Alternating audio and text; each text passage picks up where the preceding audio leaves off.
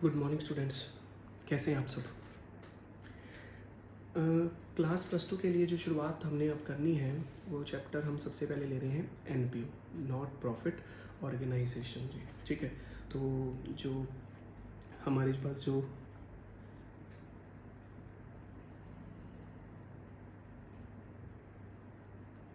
Class plus two के लिए जो रहेगा 12th क्लास, इसमें अब जो हमने समझना है, जो हमारा टॉपिक रहेगा वो टॉपिक है सबसे पहले हमारे पास एनपीओ। ठीक है जी सर, एनपीओ जो है इसकी सबसे पहले हम देखेंगे जो इसका फुल फॉर्म क्या है सर। एनपीओ की सबसे पहले तो ये बताएं सर। एनपीओ की फुल फॉर्म रहेगी हमारे पास not, P stands for profit and O stands for organisation. ठीक है, नॉट प्रॉफिट ऑर्गेनाइजेशन। मैंने अभी आपको सिर्फ इस चैप्टर का नाम लिख कर दिया है, that is non profit organisation. इसके अलावा अभी आपको कुछ नहीं बताया गया। ठीक है सर। सर एक वर्ड ऑर्गेनाइजेशन है हमारे पास जो हमने पहले भी बहुत बार देखा है। सर ऑर्गेनाइजेशंस जो हैं वो दो तरह के हो सकते हैं। एक ऑर्गेनाइजेशन हो सकता है वो जो प्रॉफिट कमाने वाला है, उसे बोलते हैं प्रॉफिट मेकिंग ऑर्गेनाइजेशन। ठीक है जी, कौन सा जी? Profit making organisation. Sir profit making organisation मतलब एग्जाम्पल सर वो सभी संस्थाएं, वो सभी संगठन, वो सभी कंपनियां जो प्रॉफिट कमाने के लिए बनी हुई हैं। किसके लिए? प्रॉफिट कमाने के लिए बनी हुई हैं, वो सभी आपकी प्रॉफिट मेकिंग ऑर्गेनाइजेशन रहेंगी। ठीक है, फॉर एग्जाम्पल सर इसके एग्जाम्पल कौन कौन से हैं? फॉर एग्जाम्पल आपकी सैमसंग कंपनी, आपको लगता है वो प्रॉफिट कमाने के लिए बनी हुई है? यस सर, प्रॉफिट ही तो कमा रहे हैं वो कंपनियां। पहले फ़ोनों के रेट इतने ज़्यादा होते हैं, फिर अचानक से कम हो जाते हैं, फिर वो रेट कम कर देते हैं, तब भी तो काम चल रहा है। दैट मीन्स वो प्रॉफिट तो कमा रहे हैं, तभी तो वो रेट कम करके भी मार्केट में सामान बेच रहे हैं। उसके बाद नया आता है तो महंगा है, उसके बाद वो उसी का रेट क्या हो जाता है? थोड़ा डाउन भी हो जाता है। सर आसपास की जितनी कंपनियां हैं हमारे पास, सैमसंग हो गया, एप्पल हो गया, वीवो हो गया, रिलायंस हो गया, टाटा हो गई, ये सभी कंपनियों का काम क्या होता है? प्रॉफिट मेकिंग करना। इनका ऑब्जेक्टिव ही क्या रहता है कि प्रॉफिट कमाना है ज़्यादा से ज़्यादा जी। ठीक है जी, ठीक है सर। सर दूसरी तरफ कौन सी होती हैं जी? दूसरी तरफ जो भी ऑर्गेनाइजेशन मैंने बताया सर, वो ऑर्गेनाइजेशन का नाम क्या बताया मैंने आपको? नॉन या फिर नॉट प्रॉफिट ऑर्गेनाइजेशन। वो ऑर्गेनाइजेशन, वो संस्थाएं जो प्रॉफिट कमाने के लिए तो बनी ही नहीं हुई हैं। तो सर इनका मेन ऑब्जेक्टिव जो होता है वो प्रॉफिट कमाना नहीं होता। तो फिर सर इनका मेन ऑब्जेक्टिव क्या होता है? हाँ, ये इंपॉर्टेंट बात है सर। इनका ऑब्जेक्टिव, इनका मोटिव होता ही क्या है? आखिर फिर ये क्यों बनता है? कोई बंदा एनपीओ क्यों बनना चाहेगा? सर इनका ऑब्जेक्टिव रहता है सोशल वेलफेयर। सोशल वेलफेयर का मतलब क्या होता है? सोशल वेलफेयर का मतलब होता है सेवा करना।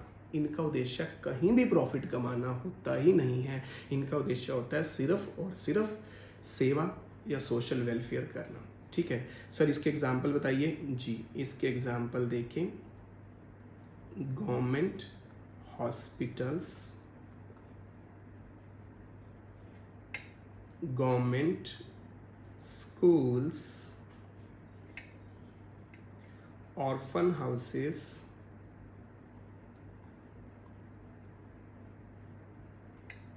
एक्सेट्रास। ये इसके एग्जाम्पल्स थे। अभी हम लोग किस तरह काम कर रहे हैं, अभी हम लोग प्रॉफिट मेकिंग की बात कर रहे हैं इस तरफ, और इस तरफ नॉन प्रॉफिट मेकिंग की बात कर रहे हैं, ठीक है जी। तो एक किस्म से आप ये कह सकते हैं कि हम लोगों ने एक डिफरेंस जो है, एक किस्म से हमने एक डिफरेंस कर रहे हैं हम दोनों के बीच में। तो वो दोनों का डिफरेंस जो है वो कैसा रहेगा, वो यहाँ पर हम दोनों का डिफरेंस अभी यहाँ पे चल रहा है जी, ठीक है जी। चलिए सर, ठीक है। उसके बाद सर हमारे पास सर ये जो प्रॉफिट मेकिंग की बात थी सर, ये पहला डिफरेंस था। अच्छा, इसका ऑब्जेक्टिव मैंने आपको बताया, सेम इसका भी ऑब्जेक्टिव जो है वो भी यहाँ लिख देते हैं सर। इसका ऑब्जेक्टिव क्या होता है, प्रॉफिट मेकिंग का तो नाम से ही पता लग रहा है सर, क्या कमाना है, प्रॉफिट कमाना है। तो इसका ऑब्जेक्टिव क्या रहता है, प्रॉफिट मेकिंग। तो इसका ऑब्जेक्टिव क्या रहेगा, प्रॉफिट मेकिंग रहेगा जी, ठीक है जी। ठीक है सर, तो ये हमारे पास पहला दोनों के अंदर जो डिफरेंस था वो यहाँ पर आ गया है, ठीक है जी। अब चलते हैं थोड़ा सा आगे की तरफ जी, थोड़ा आगे की तरफ चलते हैं, हम चलते हैं दूसरे डिफरेंस की तरफ जी, ठीक है जी। दूसरे डिफरेंस में आते हैं सर। अब अगली बात करते हैं सर जो प्रॉफिट मेकिंग ऑर्गेनाइजेशन है, ये तो पता लग गया कि वो लोग प्रॉफिट कमाना चाहते हैं, example Apple, Samsung, Vivo, Reliance हमने देखा। और नॉन प्रॉफिट ऑर्गेनाइजेशन वो होते हैं जो प्रॉफिट कमाना नहीं चाहते हैं, वो सोशल वेलफेयर करना चाहते हैं। और उसके अंदर आता है हमारे पास government hospital, government school, orphan houses, ठीक है जी, ओल्ड एज होम एक्सेट्रा, जिनका ऑब्जेक्टिव कहीं भी प्रॉफिट कमाना नहीं होता, बल्कि वो क्या करना चाहते हैं, सिर्फ और सिर्फ सोशल वेलफेयर करना चाहते हैं, ठीक है सर। दूसरा सर, जो संस्थाएं, जो ऑर्गेनाइजेशन, जो कंपनियां प्रॉफिट कमाना चाहती हैं, प्रॉफिट कमाती हैं, और फिर वो लास्ट में चेक भी करेंगी एक साल के बाद कि उनको प्रॉफिट हुआ है या फिर लॉस हुआ है। इसलिए जो इनके फाइनेंशियल अकाउंट बनेंगे, क्या बनेंगे सर, जो इनके फाइनेंशियल अकाउंट बनेंगे, उन फाइनेंशियल अकाउंट्स के अंदर क्या क्या बनाते हैं, उस फाइनेंशियल अकाउंट के अंदर बनाते हैं ये लोग trading account, profit and loss account और बैलेंस शीट। ये सारा का सारा काम हमने +1 में बहुत अच्छे से देखा था, और इस सारे एरिया का नाम हम लोग क्या बोलते थे, फाइनल अकाउंट। आई होप आप लोगों को याद होगा, ठीक है जी। उसके बाद सर अब दूसरी तरफ आते हैं जी। सर अब देखो सर, इनके तो फाइनेंशियल अकाउंट बन गए, साल के एंड में चेक करा, तो क्या इनके भी अकाउंट्स बनते हैं, यस, इनके भी फाइनेंशियल अकाउंट बनते हैं। तो फाइनेंशियल अकाउंट जो इनके बनते हैं सर, उसके अंदर क्या क्या आता है। और पहली बात सर, जब ये लोग कमाए नहीं रहे, प्रॉफिट तो कमाते ही नहीं, इनका ऑब्जेक्टिव प्रॉफिट कमाना है ही नहीं है, तो फिर ये लोग फाइनेंशियल अकाउंट बनाते क्यों हैं, क्वेश्चन तो है। अब समझो बात सर, ये लोग फाइनेंशियल अकाउंट क्यों बनाते हैं, इस बात का थोड़ा सा समझने की कोशिश करें। देखो जी, एक अनाथालय है, एक अनाथ आश्रम है, हम लोग उनके ऊपर हमको डोनेशन दे के आते हैं, पैसे दिए हम लोगों ने, कोई आया, मैं गया मैंने दिए, कोई गया आप गए, कोई तीसरा गया, चौथा गया, इनके पास डोनेशंस आती रहती हैं। उस डोनेशन से ही ये सारी ऑर्गेनाइजेशन चलती है, चैरिटी कह लो, डोनेशन कह लीजिए। अब साल के एंड में क्या ये देखना ज़रूरी नहीं है कि जो पैसा हमने लगाया वो सही कामों में लगा भी है कि नहीं? क्या ये देखना ज़रूरी नहीं है कि जो पैसा हमने दिया है, उस पैसे से उस ऑर्गेनाइजेशन का जो ऑब्जेक्टिव था, जितने उस अनाथालय के अंदर बच्चे थे, उन सबका जो उनको ज़रूरत की चीज़ें थी वो उनको पहुंच भी पाई है कि नहीं पाई है? कहीं वो डोनेशन कम तो नहीं रहेगी, कहीं वो डोनेशन ज़्यादा तो नहीं रहेगी, ये देखना तो पड़ेगा। कहीं वो डोनेशन का यूज़ गलत तो नहीं हो गया। सब काफ़ी चीज़ें हैं। नंबर 1, डोनेशन देखनी है, जो पैसा उनके पास पहुंचा है, क्या उनके पास वो सफिशिएंट पैसा था, या उन्हें कम पैसा रहा है, या उनके पास पैसा ज़्यादा चला गया है। नंबर 2, क्या उन्होंने उसका प्रॉपर यूज़ किया। ऐसा ना हो कि वो पैसे को, जो उसके मैनेजमेंट है, वो पैसे के लोग, उस पैसे को लोग खुद ही यूज़ कर रहे हो, ऐसा भी नहीं होना चाहिए। तो सर इसके लिए हमें इन सब के ऊपर चेक करना पड़ेगा साल के एंड में कि वाकई ही साल के एंड में उन्होंने जो अकाउंट्स बनाए हैं, उन्होंने जो साल के एंड में जो हमने प्रॉफिट जो हमने प्रॉफिट तो नहीं होता इसके अंदर, जो हम साल के एंड के अंदर जो हमने डोनेशन ली थी, क्या उसका हमने प्रॉपर यूज़ किया है या फिर नहीं किया, ये चीज़ चेक करनी पड़ेगी हमें फाइनेंशियल अकाउंट्स के अंदर, ठीक है। तो सर इसके फाइनेंशियल अकाउंट के अंदर हम लोगों को क्या क्या देखना पड़ेगा वो चेक करें। Number 1, receipt and payment, receipt and payment account पहला, दूसरा इनकम एंड एक्सपेंडिचर अकाउंट दूसरा, और तीसरा जो आपको इसके अंदर बनाना होगा वो है बैलेंस शीट। वो क्या है? Balance sheet. तो सर हमें 3 अकाउंट बेसिकली अब हमें सीखने होंगे। वो 3 अकाउंट कौन से हैं? Receipt and payment account, income and expenditure account और बैलेंस शीट। ये 3 अकाउंट हमें इस चैप्टर के अंदर प्रॉपरली बहुत अच्छे से समझने पड़ेंगे। आपको एक बात बता देता हूँ, यही 3 अकाउंट इस चैप्टर का सिलेबस रहेंगे। यही जो 3 अकाउंट हैं वही इस चैप्टर के अंदर आपको सारे सीखने हैं। और ये जब आप चैप्टर अच्छे से कर लेंगे तो ये बात याद रखना, ये चैप्टर 10 मार्क्स का है एक्सक्लूसिवली, और ये 3 अकाउंट करके आप ये 10 मार्क्स बड़े आराम से अचीव कर पाएंगे। चलें सर थोड़ा सा आगे की तरफ चलते हैं जी। चलें सर, अब हमने यहाँ देखा कि फाइनेंशियल अकाउंट के अंदर हमारे पास 3 अकाउंट निकल कर आए हैं। Receipt and payment account, income and expenditure account and balance sheet जी। ठीक है जी, अब थोड़ा सा और आगे चलते हैं सर, तीसरे डिफरेंस की तरफ चलते हैं जी। ठीक है जी, तीसरा डिफरेंस सर, ये हम डिफरेंस किस चीज़ में कर रहे हैं? ये डिफरेंस हम प्रॉफिट ऑर्गेनाइजेशन और नॉन प्रॉफिट ऑर्गेनाइजेशन के अंदर कर रहे हैं। अब तीसरे डिफरेंस की तरफ चलते हैं सर। तीसरा डिफरेंस क्या है? अगर यहाँ फाइनेंशियल पोजीशन बनाते वक्त प्रॉफिट ऑर्गेनाइजेशंस के अंदर, प्रॉफिट मेकिंग के अंदर फाइनेंशियल पोजीशन निकालते वक्त, फाइनेंशियल स्टेटमेंट बनाते वक्त अगर हमें हमारे 2 रिजल्ट हो सकते हैं, या तो हमें प्रॉफिट होगा और या फिर हमें इसके अंदर लॉस होगा। ठीक है, क्योंकि हमारी जो ऑर्गेनाइजेशन है वो, अब नेक्स्ट जो बता रहा हूँ वो एनपीओ के अंदर बता रहा हूँ, हमारी जो ऑर्गेनाइजेशन है वो प्रॉफिट मेकिंग नहीं है, वो प्रॉफिट नहीं कमा रही है। तो सर फिर वो प्रॉफिट नहीं कमा रही तो रिजल्ट क्या आएगा? जैसे इसका फाइनेंशियल अकाउंट का जो रिजल्ट है वो तो प्रॉफिट या फिर लॉस आ जाएगा। तो सर ऐसे ही इस जो फाइनेंशियल अकाउंट का रिजल्ट होगा वो क्या होगा? बिल्कुल सर, अब उसके बारे में समझें। वो क्या होगा? इसका जो रिजल्ट होगा हमारे पास वो प्रॉफिट या फिर लॉस। तो सर बिल्कुल नहीं हो सकता, क्योंकि एनपीओ जो हैं वो ना तो प्रॉफिट और लॉस के लिए काम नहीं करते हैं। तो प्रॉफिट जब जब आएगा प्रॉफिट ही, बट उसको प्रॉफिट बोलना नहीं है हम लोगों को। हम उसको क्या बोला करेंगे? हम उसे बोला करेंगे सरप्लस। तो याद रखना, सरप्लस का मतलब एनपीओ के अंदर प्रॉफिट ही रहेगा और लॉस का मतलब एनपीओ के अंदर डेफिसिट ही रहेगा। मेरी 2 बातें याद रखना, प्रॉफिट का मतलब सरप्लस ही है, सरप्लस मींस प्रॉफिट ही है, और डेफिसिट का मतलब लॉस ही है। सेंस वही है, बट हम एनपीओ के अंदर profit and loss word use नहीं कर सकते। ये 3 डिफरेंसेस के साथ ये डिफरेंस वाला क्वेश्चन हमारा यहाँ पर कंप्लीट होता है। अब एक बार फटाफट से देख लेते हैं सर, अभी तक मैंने क्या बताया आप लोगों को। मैंने अभी तक जो आप लोगों को बताया है उसके अंदर मैंने एनपीओ के बारे में थोड़ी सी आपसे बात करी सर। तो सबसे पहले देख लेते हैं क्या था हमारे पास। सबसे पहले हमारे पास था चैप्टर का नाम, दैट इज एनपीओ। एनपीओ के अंदर ओ से ऑर्गेनाइजेशन आया। इस ऑर्गेनाइजेशन के अंदर हमारे पास 2 तरह के ऑर्गेनाइजेशन थे, प्रॉफिट मेकिंग और नॉट प्रॉफिट मेकिंग। ठीक है जी, प्रॉफिट मेकिंग और नॉट प्रॉफिट मेकिंग जी। ठीक है जी, उसके बाद जो प्रॉफिट मेकिंग है इनका ऑब्जेक्टिव क्या रहता है? प्रॉफिट अर्न करना, प्रॉफिट मेकिंग। लेकिन जो नॉन प्रॉफिट ऑर्गेनाइजेशंस है इनका ऑब्जेक्टिव क्या होता है? Social welfare. इनका ऑब्जेक्टिव क्या होता है? Social welfare. फिर कुछ एग्जांपल्स देखे हमने प्रॉफिट मेकिंग के। एग्जांपल कौन कौन से थे? Samsung, Apple, Vivo, Reliance, Tata. और नॉन प्रॉफिट ऑर्गेनाइजेशन के एग्जांपल्स देखे। इसमें कौन से एग्जांपल्स थे हमारे पास?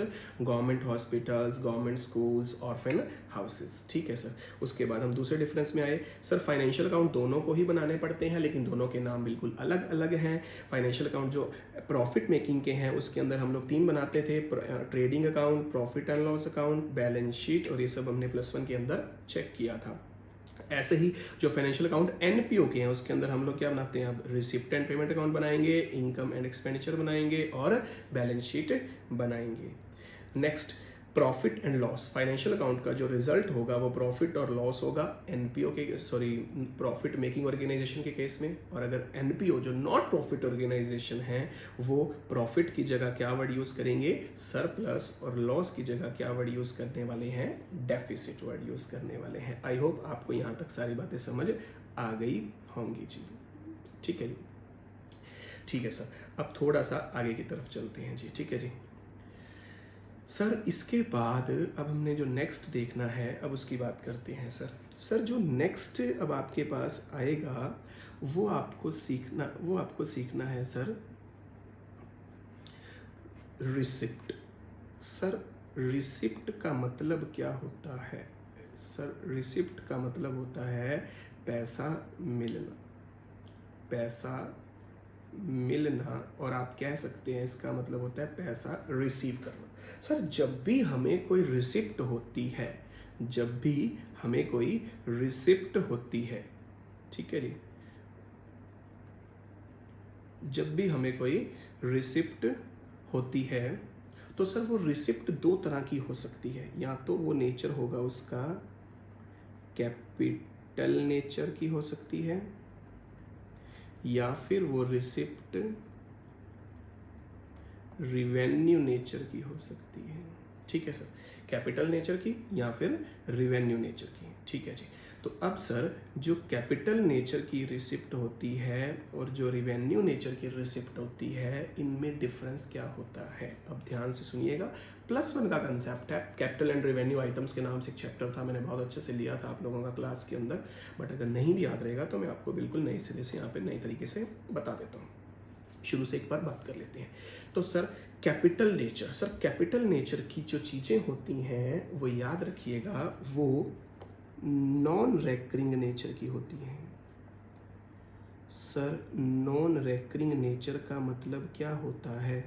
नॉन रेकरिंग नेचर का मतलब होता है नॉन रिपीटेड, मतलब वो पैसा, वो आइटम्स जो नॉन रेकरिंग है, नॉन रिपीटेड है, कभी कभार होने वाली चीज़ें हैं, उन्हें हम क्या बोलेंगे? कैपिटल नेचर की चीज़ है, जो कभी कभार होने वाली चीज़ें होंगी, कैपिटल नेचर की होती हैं। ठीक है जी।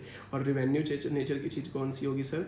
रिवेन्यू नेचर की चीज़ वो होगी जो रेकरिंग नेचर की है, या हम कह सकते हैं जो रिपीटेड नेचर की है। रेकरिंग मतलब जो बार बार होगा, रिपीटेड मतलब जो बार बार होगा, वो बार बार होता है, तो रिवेन्यू नेचर का। और कैपिटल नेचर का कौन सा है? जो कभी कभार होता है। आप बहुत ध्यान से सुनना सर, कैपिटल नेचर का मतलब और रिवेन्यू नेचर का मतलब समझना बहुत ज़रूरी है। जो पैसा हमें बार बार मिलता है वो कैपिटल नेचर का माना जाता है, और जो पैसा हमें एक ही बार मिलता है, सॉरी मैंने शायद गलत बोल दिया, जो पैसा हमें एक बार मिलता है या कभी कभार मिलता है वो कैपिटल नेचर का, और जो पैसा हमें बार बार मिलेगा वो कौन सा होगा? वो रिवेन्यू नेचर का होगा जी। ठीक है। तो सर अब एक छोटी सी बात है, फॉर एग्जांपल मान लो बिजनेस है, अभी देखो हालांकि एनपीओ चैप्टर है हमारा, अभी मैं एनपीओ से थोड़ा बाहर आया, अभी मैं सिर्फ कैपिटल और रिवेन्यू नेचर की आपसे बात कर रहा हूँ, एनपीओ की बात मैं अभी आपसे कर नहीं रहा। ठीक है। फॉर एग्जाम्पल आप लोगों का सांस लेना, सोच के बताओ, एक बार लेते हो या बार बार लेते हो? बार बार लेते हो ना, तो वो रिवेन्यू नेचर का। ठीक है। आप लोगों का खाना सब बार बार खाते हैं, दिन में 3-3 बार खाते हैं, तो दैट मीन्स क्या है? वो रिवेन्यू नेचर का है। अच्छा, अभी जो सिचुएशंस चल रही हैं आजकल, लॉकडाउन हुआ है, अभी एक बार हो रहा है या बार बार हो रहा है? सर जब से हम लोग पैदा हुए हैं, इवन हमारे पेरेंट्स हमें बता रहे हैं, जब से वो लोग पैदा हुए हैं तब से पहली बार उन्होंने ऐसा देखा है कि इस तरह से कोई लॉकडाउन हुआ है, पूरा के पूरा देश बंद हो गया है। तो किस नेचर का होगा? कैपिटल नेचर का। आई होप आपको समझ आ गई होगी कैपिटल नेचर का मतलब क्या होता है, कभी कभार होने वाली चीजें, और रिवेन्यू नेचर का मतलब क्या होता है, बार बार होने वाली चीजें। आई होप आपको बात समझ आ गई होगी। ठीक है सर, अब आ जाते हैं एनपीओ के कंटेक्स्ट में। एनपीओ के अंदर कैपिटल नेचर और रेवेन्यू नेचर का मतलब क्या रहने वाला है? सुनिए जी, ऐसा पैसा जो कभी कभार आपको मिलता है, मतलब कैपिटल नेचर का होगा, आपको उसे ध्यान रखना होगा, वो कहाँ जाएगा? बैलेंस शीट की लाइबिलिटी साइड में जाएगा। कहाँ जाएगा? बैलेंस शीट की लाइबिलिटी साइड में जाएगा, अगर वो कैपिटल नेचर का रहेगा तो। सर अगर वो रिवेन्यू नेचर का हुआ तो, रिवेन्यू नेचर का है तो फिर इसका मतलब वो आपकी इनकम है। क्या है? वो आपकी इनकम है। ये मेरी बात अब थोड़ा ध्यान से देखिएगा, ये इंपॉर्टेंट है। ठीक है जी।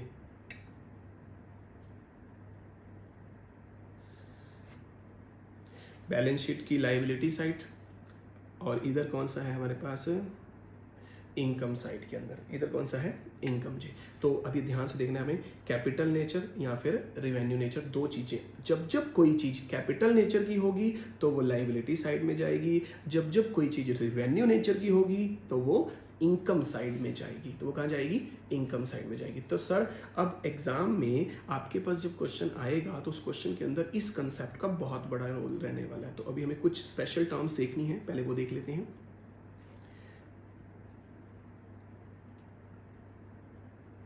इन स्पेशल टर्म्स के अंदर इन चीज़ों का यूज़ किया जाएगा, कैपिटल और रेवेन्यू नेचर का। Special items related with NPO. Special items related with NPO. NPO से रिलेटेड जो स्पेशल आइटम्स हैं, कुछ स्पेशल वर्ड्स हैं, वो वर्ड सीखने बहुत ज़रूरी हैं, उसके बिना बहुत दिक्कत रहती है।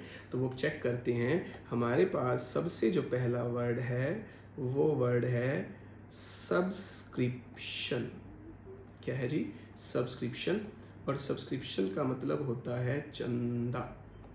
क्या होता है? चंदा। अब सुने बात जी, सब्सक्रिप्शन की बात। सब्सक्रिप्शन क्या होता है सर? सब्सक्रिप्शन वो होता है सर, जैसे अनाथालय है, वृद्धाश्रम है, ऑर्फन हाउसेज हो गया, ओल्ड एज होम हो गया। सर ये लोग जो हैं, ये लोग अपना जो जिन मान लो एक और अनाथालय लेते हैं, ऑर्फन हाउसेज लेते हैं, उसके अंदर बच्चे हैं। उन बच्चों को देखो तीनों टाइम का खाना चाहिए, उनको कपड़े चाहिए, उनकी स्कूलिंग चाहिए, तो खर्चा तो है। तो वो पैसा कहाँ से आएगा?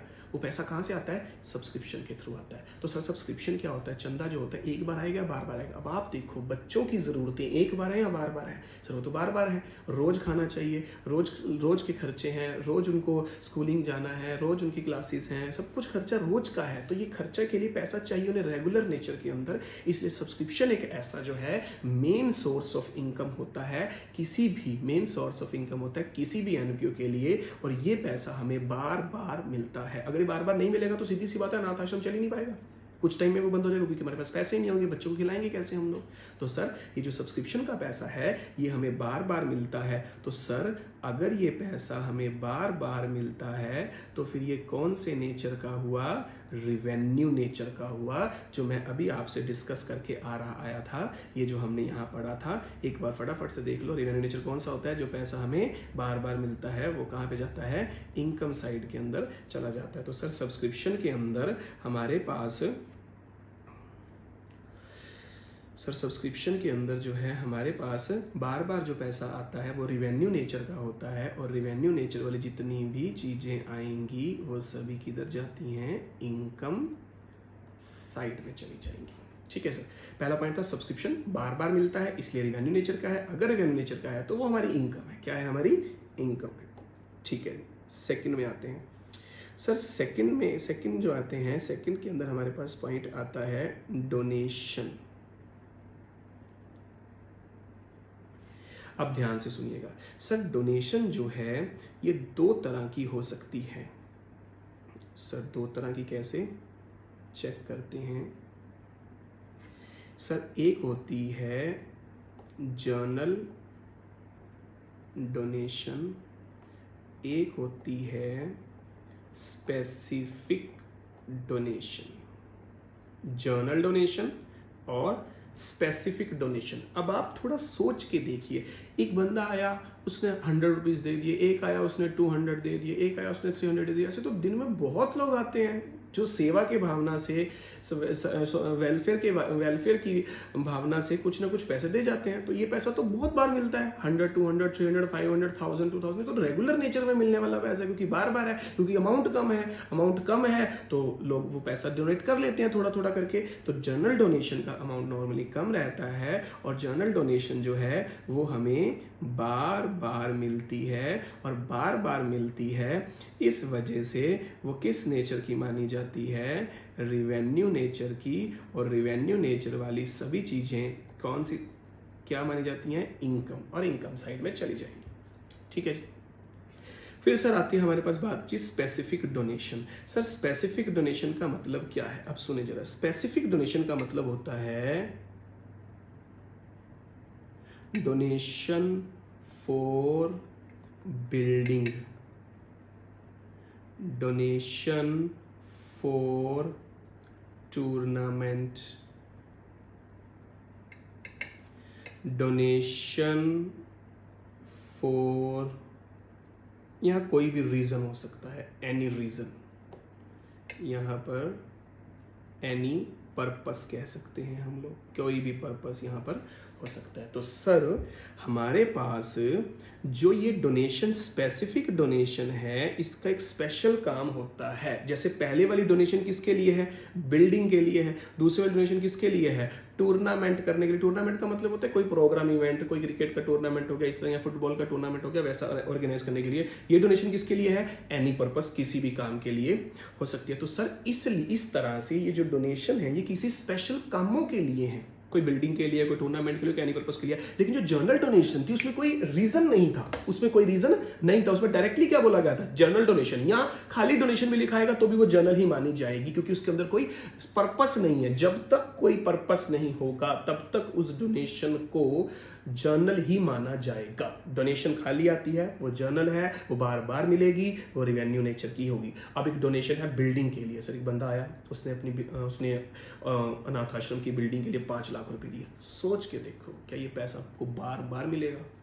नहीं, क्योंकि बहुत बड़ी अमाउंट होती है इनके लिए, तो पैसा इसके अंदर ज़्यादा लगता है। इसलिए जो स्पेशल आपके पास डोनेशंस होती हैं, ये सभी की सभी डोनेशन किस नेचर की मानी जाती हैं? ये सभी की सभी डोनेशन हमेशा कैपिटल नेचर की मानी जाएंगी, और कैपिटल नेचर वाली जितनी भी चीज़ें होंगी वो हमेशा बैलेंस शीट की लाइबिलिटी साइड के अंदर आएंगी। सर बैलेंस शीट की लाइबिलिटी साइड में क्यों आएंगी? अभी अभी हमने पढ़ा था, ये चेक कर सकते हैं आप। कैपिटल नेचर की जितनी भी चीज़ें होंगी वो सभी कहाँ जाएंगी? बैलेंस शीट की लाइबिलिटी साइड के अंदर आती हैं। ठीक है जी, I hope you understood. Sir पहला पॉइंट करा सब्सक्रिप्शन का, दूसरा पॉइंट करा डोनेशन का। इसी सीरीज के अंदर अब तीसरा पॉइंट कर रहे हैं सर। चलें सर, अब हम तीसरे पॉइंट की तरफ चलते हैं जी। सर तीसरा पॉइंट जो है हमारा आ रहा है वो है entrance fees. Sir entrance fees क्या होती है? सर एंट्रेंस फीस होती है, जैसे मान लीजिए मैं किसी अनाथ आश्रम का मेंबर हूँ, किसी ऑर्फन हाउसेस का मेंबर हूँ, और मैंने उसके अंदर एंट्री, जब मैं उसके अंदर एडमिट हुआ था तो मतलब एंट्रेंस फीस, जैसे एडमिशन फीस होती है बिल्कुल वैसे एंट्रेंस फीस हमने कुछ पैसे उसमें दे दिए उसको, दैट इज एंट्रेंस फीस। ऐसे ही मैं एंटर हुआ तो मैंने एंट्रेंस फीस दी, दूसरा मेंबर एंटर हुआ तो उसने एंट्रेंस फीस दी, तीसरा मेंबर एंटर हुआ उसने एंट्रेंस फीस दी, चौथा मेंबर एंट्रेंस हुआ उसने एंट्रेंस फीस। तो सभी बार बार दे रहे हैं। अब बड़े ध्यान से सुनना, कई बार हमारे शहरों में मेला लगता है, उस मेले के अंदर झूले लगे होते हैं, झूले के बाद एक बहुत बड़ा गेट होता है, उस गेट पे ही बाहर एंट्री टिकट होती है 10 रुपीज़, 20 रुपीज़, 50 रुपीज़। तो सर हमने तो एक ही बार दिए पैसे, हाँ तो हमने 50 रुपीज़ दिए, हम अंदर गए, अगला है उसने 50 दिए अंदर दिए, अगला है उसने 50 दिए अंदर गया, अगला है उसने 50 दिए अंदर गया। मानता हूं हमने एक बार दिया, बट हम अपनी बात नहीं कर रहे। आप उस ऑर्गेनाइजेशन की बात करें, आप उस मेले वाले बंदे की बात करें, वो जो परली तरफ बैठा है गेट के, उसके पास पैसा देखो 50 एक बार आया, फिर अगली बार आया, फिर अगली बार आया, फिर अगली बार आया, फिर अगली बार, तो पैसा बार बार आ रहा है उसके पास। तो ये पैसा कैसा है? एंट्रेंस फीस का पैसा ऐसा होता है जो आपको बार बार मिलता है। क्योंकि सर आप अपने एंगल से मत सोचिए, आप उनके एंगल से सोचिए। एक बंदा एडमिट हुआ उसने पैसे दिए, दूसरा एडमिट हुआ उसने पैसे दिए, तीसरा मेंबर बना उसने पैसे दिए, चौथा मेंबर बना उसने पैसे दिए, पांचवा मेंबर बना उसने पैसे दिए। इस तरह से सब बंदे जब जब आएंगे तब तब वो पैसे देंगे। तो इसलिए ये जो पैसा होगा एंट्रेंस फीस का, वो आपका कैसा मिलता है? आपको बार बार मिलेगा। अगर बार बार मिलेगा तो किस नेचर का होगा? रिवेन्यू का। और रिवेन्यू वाली जितनी भी चीज़ें होती हैं सभी कहाँ जाती हैं? इनकम साइड के अंदर जी। ठीक है, चलें सर फोर्थ पॉइंट पे आते हैं। फोर्थ पॉइंट पे हमारे पास आता है जी लाइफ मेंबरशिप फीस। अब चेक करते हैं लाइफ मेंबरशिप फीस क्या होती है। सर लाइफ मेंबरशिप फीस की अगर मैं बात करूं सर कई बार क्या होता है कि हम लोग किसी ऑर्गेनाइजेशन के साथ जुड़ते हैं लंबे टाइम के लिए, कि मुझे बहुत अच्छा लगता है कि यार मैं किसी भी ऑर्फन हाउसेस के साथ जुड़ रहा हूँ, मैं उसके साथ जुड़ूंगा, मैं उसके साथ काम करने के लिए तैयार हूँ, मैं उसकी सेवा करवाऊँ, जो जो काम मुझे बोलेंगे मैं करूँगा, और मैं उनके लॉन्ग टर्म उनके साथ जुड़ना चाहता हूँ। इनके मेंबरशिप क्या होती है, मेंबरशिप के लिए आपको साल के पैसे देने पड़ते हैं। वो मंथली भी दे सकते हैं, आप क्वार्टरली भी दे सकते हैं और ईयरली भी दे सकते हैं। अब मुझे तो उस संस्था को छोड़ना ही नहीं है, तो मैं उन संस्था वालों को बोल रहा हूँ कि यार तुम लोग मुझसे बार बार हर महीने, हर क्वार्टर या हर साल मत आओ, एक ही बार पूरी लाइफ के पैसे मेरे से ले जाओ, पूरी लाइफ के पैसे एक ही बार ले जाओ मेरे से। मतलब आपको लगता है तो अंदाजे के हिसाब से अभी मैं 30 साल का हूं, तो मैं 40 मतलब मैं 60 साल तक जीऊंगा, तो 30 साल का पैसा 2000 पर ईयर के हिसाब से अगर हम माने तो 30 साल के 60,000 बनेंगे, तो 60,000 एक ही साथ ले जाओ मेरे से, बार बार मत आओ, आप इकट्ठे ले जाओ, क्योंकि मैं आपकी संस्था कभी नहीं छोड़ूंगा। तो मैं आपको पूरी लाइफ का मेंबरशिप मुझे एक साथ दे दीजिए, मैं आपको इकट्ठे पैसे दे देता हूँ। अब आपने पूरे पैसे एक ही बार दे दिए हैं, दोबारा पैसे नहीं देने हैं, तो ये पैसा आपको एक बार आएगा या फिर बार बार आएगा। उस एनपीओ के लिए ये पैसा एक ही बार आएगा, क्योंकि पैसा पूरी लाइफ का आपने एक ही बार में दे दिया है, तो ये पैसा एक बार मिला है। इसलिए किस नेचर का होगा, कैपिटल नेचर का। और अगर कैपिटल नेचर का है तो कहाँ जाएगा, बैलेंस शीट की लायबिलिटी साइड में। आई होप यू अंडरस्टूड। फिफ्थ एक वर्ड है हमारे पास, लेगेसी। लेगेसी जो वर्ड है, लेगेसी वर्ड का मतलब क्या होता है, सबसे पहले तो ये समझे। सर लेगेसी वर्ड का जो मतलब है, लेगेसी का मतलब होता है वसीयत, या आप कह सकते हैं विल। अब बहुत ध्यान से सुनना। फॉर एग्जाम्पल, मान लीजिए कोई पर्सन है, बहुत पैसा कमाया उसने, बहुत पैसा कमाया, लेकिन आज वो अपनी ज़िंदगी के अंतिम पड़ाव पे, उसकी डेथ होने वाली है। प्रॉब्लम क्या थी, उसने पैसे के नशे में इतना बिजी रहा कि उसने अपनी लाइफ की तरफ कोई ध्यान नहीं दिया। शादी नहीं करी तो बच्चे नहीं है तो अकेला है तो लेकिन अब इतना पैसा है और वो जा रहा है, और आप सबको पता है वो तो बहुत ऊपर जाने वाला है। अब जो इतनी ऊपर जाएगा वो सब सामान कैसे लेके जाए, अपना सामान तो ले नहीं जा सकता, अपनी ज़मीन जायदाद प्रॉपर्टी नहीं ले जा सकता, तो क्या करे। दो ऑप्शन है, या तो वो बिना कुछ करे ही मर जाए। अगर ऐसा हुआ तो जितनी भी प्रॉपर्टी है जिसका कोई आगे वारिस नहीं है, वो सब गवर्नमेंट एक्वायर कर लेगी। लेकिन अगर वो चाहता है कि मेरे मरने के बाद जो मेरी ज़मीन जायदाद है वो गवर्नमेंट एक्वायर ना करे और लोग मुझे याद करें, तो वो किसी ना किसी एनपीओ को डोनेट कर सकता है। समझे कि नहीं समझे, किसी भी एनपीओ को डोनेट करें आप। अगर आप एनपीओ को डोनेट कर देंगे, आप उनको पैसा दे जाएंगे, तो आप लाइफ टाइम के लिए उनकी नज़रों में रहेंगे, लोग आपको जानेंगे। लोग ऐसा भी सोचते हैं, बट ऐसा करने वाले बहुत कम लोग हैं, क्योंकि आपको पता है जिस बंदे के पास पैसा है उसके रिश्तेदार तो कहीं ना कहीं से पहुंच जाएंगे कि भाई हम तुम्हारे रिश्तेदार हैं, ये आपको पता है। तो बट स्टिल ऐसा हो सकता है कि किसी बंदे का कोई आगे वारिस ना हो, तो इन सच ए सिचुएशन वो अपनी जमीन जायदाद क्या कर देता है, सारी अनाथालय के नाम कर देता है। और जो भी अनाथालय के नाम करेगा वो सारा का सारा क्या रहेगा। अब ऐसा पैसा जो अनाथालय को क्या मिलने वाला है, कभी कभार, और जो भी पैसा आपको कभी कभार मिलेगा वो सारा का सारा किस नेचर का माना जाता है, कैपिटल नेचर का माना जाता है। और जो भी कैपिटल नेचर की चीज़ होती है वो सब कहाँ जाती है, बैलेंस शीट की लायबिलिटी साइड के अंदर जी। ठीक है जी, फिफ्थ पॉइंट भी हो गया जी। सिक्स पॉइंट के अंदर आते हैं सर सिक्स पॉइंट क्या है, अब ध्यान से सुनिए सर सिक्स पॉइंट है sale of old newspaper. Sir old newspaper मतलब क्या, रद्दी यार। अब जो रद्दी कह लो, स्क्रैप कह लो, हम क्या करते हैं सर, हम रद्दी इकट्ठी करते रहते हैं, कुछ टाइम बाद स्क्रैपर को बेच देते हैं, कबाड़ी वाले को बेच देते हैं, फिर दोबारा इकट्ठा करते रहेंगे, फिर बेच देंगे, फिर दोबारा इकट्ठा करेंगे, फिर बेच देंगे। सर ये रद्दी खत्म नहीं होगी खत्म, बट 2 महीने बाद फिर इकट्ठी हो जाएगी, होगी खत्म, फिर 2 महीने बाद फिर इकट्ठी हो जाएगी। तो सर ये पैसा कैसा मिलने वाला है अपने आपको, बार बार मिलने वाला है। और जो भी पैसा हमें बार बार मिलता है वो किस नेचर का होता है, रिवेन्यू नेचर का। और जितनी भी रिवेन्यू नेचर की चीज़ें होती हैं वो सभी कहाँ जाती हैं, आपकी इनकम साइड के अंदर। कहाँ जाती हैं, इनकम साइड के अंदर। नेक्स्ट जी, sale of grass. Sir grass क्या होता है? अरे ग्रास नहीं पता तुम लोगों को, ग्रास वही होता है जो आप सोच रहे हो। क्या? घास। सर घास का क्या करना है? सर घास का कुछ नहीं करना। सर घास अपने पास ऑर्फन हाउसेज है, जगह है, ग्राउंड है, उसमें घास उग गई है, उसको कटवाएंगे, उसके बेच देंगे और उससे पैसे मिलेंगे। सर फिर वो तो एक ही बार हुआ, थोड़े टाइम बाद घास फिर उगेगा, फिर कटवाएंगे, फिर बेच देंगे, थोड़े टाइम बाद फिर उगेगा, फिर कटवाएंगे, फिर बेच देंगे। सर कितनी बार करेंगे? जब तक उगता रहेगा। अरे आपको इनकम मिल रही है, बंद क्यों करना चाहते हो उसको? इनकम मिल रही है, लेते रहो। तो पैसा कैसा मिलने वाला है अपने को?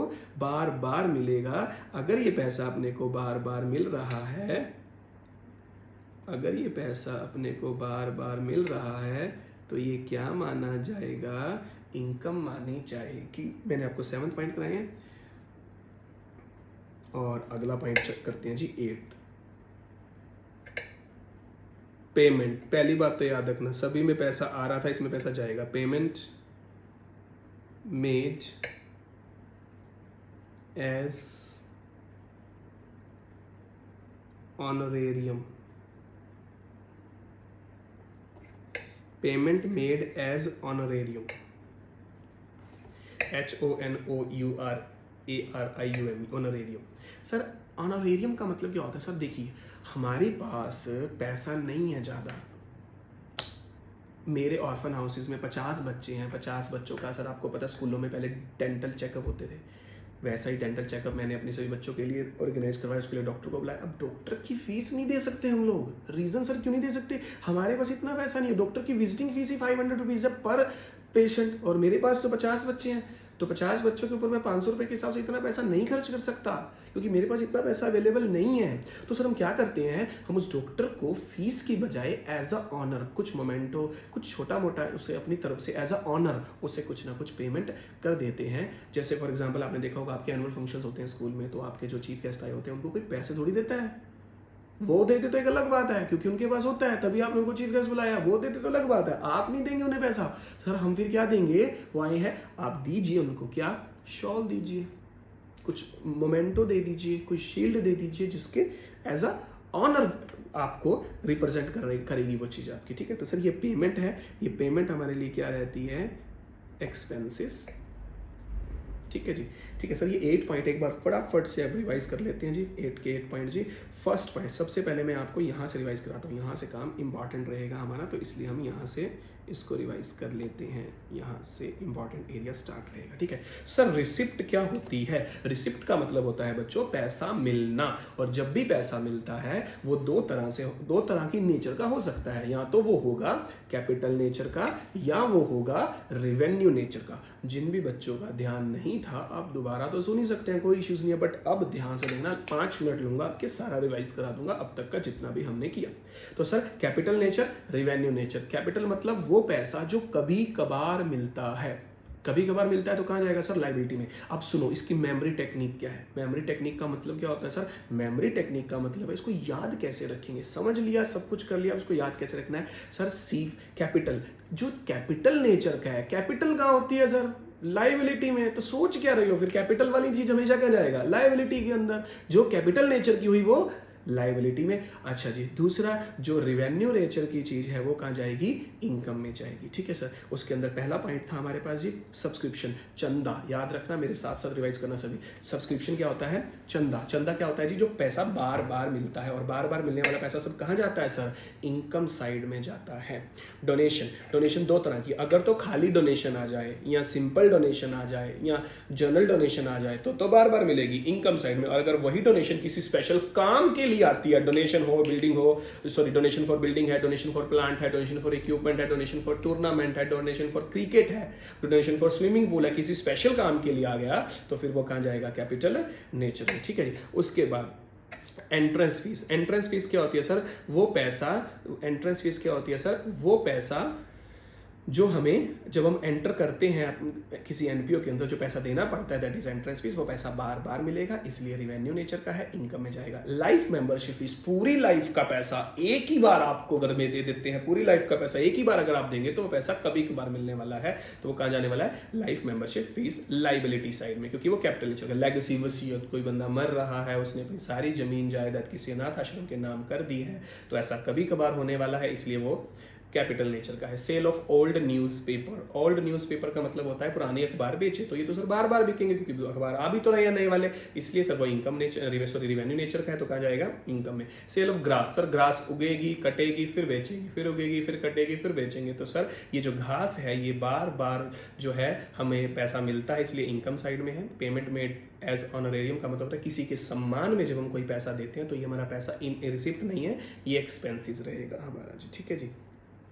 आई होप यहाँ तक आपको बात समझ आ गई होगी। देखिए अभी स्टार्टिंग है, मुझे भी आज फर्स्ट डे है तो बहुत एक्सपीरियंस नहीं है मुझे भी कि किस तरह से आपको पढ़ाना है, तो डे बाय डे आप हम लोग इसमें भी परफेक्शन हासिल कर लेंगे, कोई ज़्यादा इश्यूज़ नहीं है। बट ये है जो करा रहा हूँ बहुत आराम से कराऊंगा, आप लोग बस घर बैठ के जितना काम मैंने आपको कराया है आप सभी इसको प्लीज़ नोट कर लीजिएगा। इन सभी के स्क्रीनशॉट अगर आपको चाहिए होंगे तो आप लोगों को इस सबके सभी के स्क्रीनशॉट आपको मिल जाएंगे। आप लोगों को उसके लिए मेरे व्हाट्सएप नंबर पे एक मैसेज करना होगा स्क्रीनशॉट लिख कर, दैट्स इट। आप सभी के इसके व्हाट्सएप, ताकि आप लोगों को नोट करने में ज़्यादा दिक्कत ना रहे, समझिए अच्छे से, फिर उसे कॉपी जरूर, नोटबुक जरूर बनाएं। उस नोटबुक के अंदर जितना भी आपको लिखना है वो सब आपको सब स्क्रीनशॉट मिल जाएंगे। आप स्क्रीनशॉट से बहुत ईजिली उसको देखकर अच्छे से नोट कर लेना, बढ़िया सी कॉपी बनाना। +2 वाले जितने भी मेरे स्टूडेंट रहेंगे बहुत ध्यान से सुनना, जितना भी काम मैं करा के दूंगा आप लोगों को, मैं उसके लिए एक नोटबुक अलग लगानी है, और जितना भी काम आपको एज अ होमवर्क दिया जाएगा उसके लिए एक नोटबुक आपको अलग लगानी है। मिक्स मत करिएगा। एक कॉपी जिसके अंदर मैं जो काम करूंगा या मैं जो लिखवाऊंगा आप वो लिखेंगे, उस कॉपी को हम बोलते हैं कॉन्सेप्ट वाली कॉपी। क्या बोलते हैं? कॉन्सेप्ट वाली कॉपी। वो कॉन्सेप्ट रहेंगे हमारे, और एक कॉपी जिसके अंदर आप होमवर्क करने वाले हैं वो आपकी बहुत सी भरने वाली है। कॉन्सेप्ट वाली कॉपी अगर अच्छी लगाओगे तो 1 या 2 ही भरेंगी और वो संभाली जा सकती है, लेकिन अगर आपने बीच में क्वेश्चंस भी कर दिए तो वो कॉपीज 5, 7, 10 भी हो सकती है, और लास्ट में इतनी कॉपीज के ऊपर कंट्रोल ढूंढना बहुत मुश्किल वाली बातें होती हैं। इसलिए आप ध्यान रखना, कॉपीज 2 रखना, एक कॉपी में जितना मैंने लिखवाया बस वही लिखना है, एक कॉपी के अंदर आपको सारी चीज़ें जो बाकी का होमवर्क रहेगा वो आपको इसके अंदर लिखना होगा। आई होप आपको यहाँ तक बात समझ आ गई होगी सारी की सारी बात, ठीक है जी। अब एक छोटा सा काम मैं अभी आपको इसके अंदर और बता देता हूँ, ठीक है जी। Accounts to be maintain by an NPO, ठीक है जी। चलें सर अगला पॉइंट देखें जी। अकाउंट्स टू बी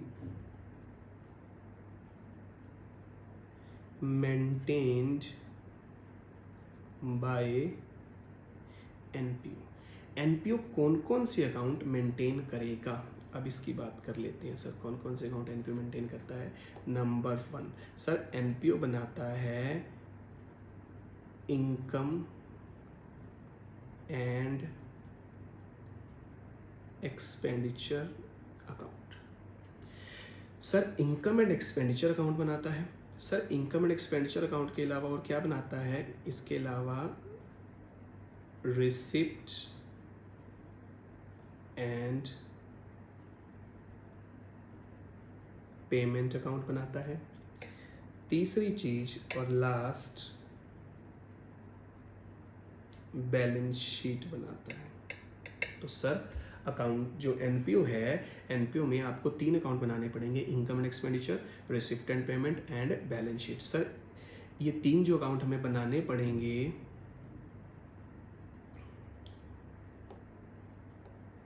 पर्पस,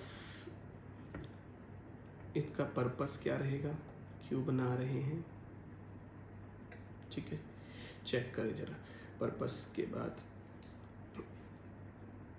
चले जी, इनकम एंड एक्सपेंडिचर का पर्पस क्या होता है? अब सुने जरा, इनकम एंड एक्सपेंडिचर का पर्पस क्या रहने वाला है। इनकम एंड एक्सपेंडिचर में जो हमारा रिजल्ट रहेगा, इस अकाउंट का जो हमारा आंसर रहेगा वो या तो प्रॉफिट होगा या फिर लॉस होगा। कुछ याद आया? इस चैप्टर के अंदर हम लोग प्रॉफिट वर्ड यूज नहीं कर सकते। प्रॉफिट की जगह क्या यूज करना पड़ेगा सर? सरप्लस। इस चैप्टर के अंदर हम लोग लॉस वर्ड यूज़ नहीं कर सकते। लॉस की जगह क्या वर्ड यूज़ करना पड़ेगा सर? डेफिसिट। डेफिसिट का मतलब, सरप्लस का मतलब प्रॉफिट, डेफिसिट का मतलब लॉस। वैसे डेफिसिट का मतलब होता है कमी। कमी का मतलब क्या है कि भैया जो डोनेशन आई थी वो कम रह गई है, उसे क्या बोलते हैं? डेफिसिट, जितना भी रहेगा। ठीक है, अब बहुत ध्यान रखना आगे कैसे है। अगली जो बात बता रहा हूँ, ये जो है, ये जो इनकम एंड एक्सपेंडिचर है, ये है like profit and loss account. हमने प्लस वन में देखा था प्रॉफिट एंड लॉस अकाउंट को, ये बिल्कुल उस जैसा ही होता है, प्रॉफिट एंड लॉस अकाउंट जैसा ही होता है। ठीक है जी। अगला जी, अगला है हमारे पास receipt and payment account. Sir इससे क्या पता चलता है? इससे पता चलता है ओपनिंग, इससे पता चलता है opening and closing balance of cash. ध्यान रखिएगा, opening and closing balance of cash. Sir ये किस जैसा है? ये है लाइक कैश बुक। सर ये भी हमने प्लस वन में पढ़ा था, आपको याद होगा तो बता दो। हमने बहुत कुछ किया था इसके ऊपर, बहुत अच्छे से कराया गया था आपको। ये प्रॉफिट एंड लॉस जैसा है, ये कैश बुक जैसा है। ठीक है sir. Sir balance sheet, sir balance sheet आपकी वही पुराने वाली ही है। सर बैलेंस शीट का पर्पस क्या होता है? बैलेंस शीट का पर्पस होता है sir financial position find out करना। सर बैलेंस शीट जो है वो किस जैसी होती है? Balance sheet sir like balance sheet ही होगी। सर बैलेंस शीट में कोई चेंज ही नहीं है ही वही। जब बैलेंस शीट या तो बैलेंस शीट सेम ही रहने वाली हो, पहले वाली भी वही है, अब वाली भी वही है, तो बैलेंस शीट में कोई फर्क नहीं रहने वाला। तो याद रखेंगे हम लोग इनकम एंड एक्सपेंडिचर अकाउंट में आंसर क्या आएगा आपका? सरप्लस या फिर डेफिसिट। और ये किस जैसा है? प्रॉफिट एंड लॉस जैसा है। दूसरा, एक मिनट, मेरा फ़ोन जो है वो साइलेंट नहीं है, उसको साइलेंट कर देते हैं जी। दूसरी तरफ sir receipt and payment account है, इसका पर्पस क्या होता है? इससे हमें opening and closing balance of cash पता चलता है, और ये किस जैसा है? Like cash book. तीसरा सर बैलेंस शीट हमें है बनानी है, और इसे क्या पता चलता है? फाइनेंशियल पोजीशन, और ये किस जैसी है? ये लाइक बैलेंस शीट ही है हमारे पास। ठीक है, आई होप आपको पता लगे वो कौन कौन से अकाउंट इसके अंदर बनाए जाते हैं। ठीक है, तो ये कौन से थे? Accounts to be maintain by an NPO. ठीक है जी, आई होप आपको बातें सारी समझ में आ गई होंगी जी। ठीक है, ठीक है, आज की क्लास यहीं तक ही करेंगे। ठीक है, अभी स्टार्टिंग है, एक बार इसको बहुत अच्छे से जरूर पढ़ लेना, सबको पढ़ लेना। जो भी प्रॉब्लम हो, प्लीज़ जो भी प्रॉब्लम हो, उस प्रॉब्लम के लिए आप मुझे व्हाट्सएप कर सकते हैं। ये बात ध्यान रखना, जो भी प्रॉब्लम हो उसके लिए आप मुझे प्लीज़ व्हाट्सएप कर दीजिएगा। ठीक है जी। और उस व्हाट्सएप के लिए आप लोगों को, उस व्हाट्सएप के लिए